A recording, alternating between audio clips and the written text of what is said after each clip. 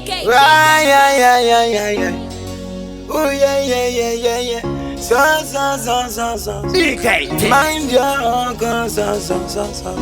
Zvikasayitwa ini zvingaitwe hani, saka vachidira kumanya bani.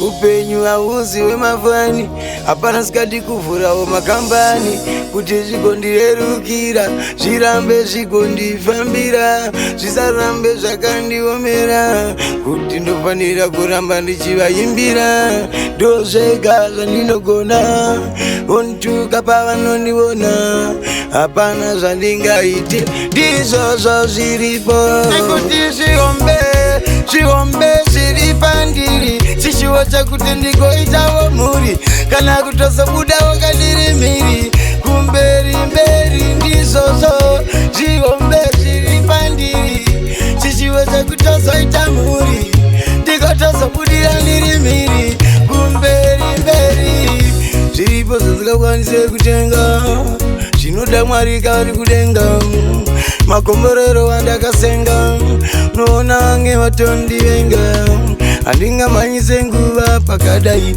ndinotomirira nguva pakadai, Mwari vanoriziya zuva randichanzi ndazokwanisa kudyara mhodzi, nhasi unonongochema misodzi, vanondituka kuti nemhororodzi, vachindipa mazita nenyaya yeizvi, saka zvindinakidze hazvindifadze, zvisingadi chikoro kana mari, ndichaitawo nekuti nangoti zvihombe zviri pandiri, chishuwo chakuti ndigoitawo mhuri, kana kutozobudawo kandiri mhiri, kumberi ndizvozvo zvihombe zviri pandiri, chishuwo chakutozoita mhuri, ndikotozobudira ndiri mhiri, kumberi kuti zvigondirerukira, zvirambe zvigondifambira, zvisarambe zvakandiomera, kuti ndofanira kuramba ndichivaimbira,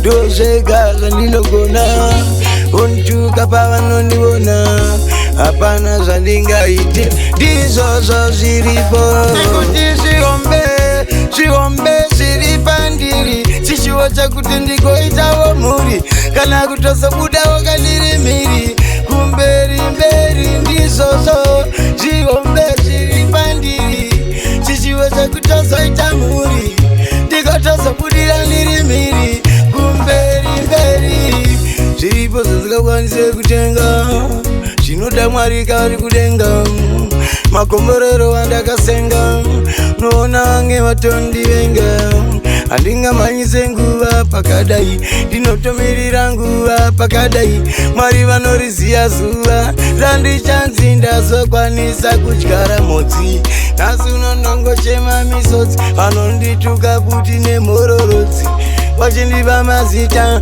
nenyaya yeizvi, saka zvindinakidze hazvindifadze, zvisingadi chikoro kana mari, ndichaitawo nekuti nangoti zvihombe zviri pandiri, chishuwo chakuti ndigoitawo mhuri, kana kutozobudawo kandiri mhiri,